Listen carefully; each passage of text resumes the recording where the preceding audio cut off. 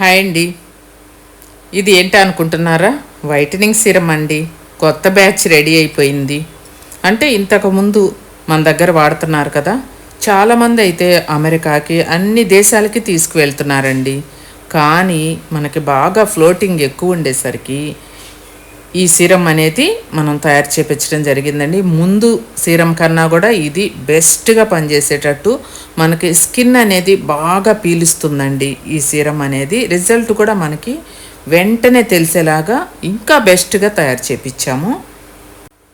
మనకి వాడేవాళ్ళు తీసుకొని ఇచ్చే రివ్యూస్ని బట్టి మనం మారుస్తూ ఉంటామండి. ఇది ఇక ఫైనల్లీ చాలా బాగా రెడీ అయిందండి.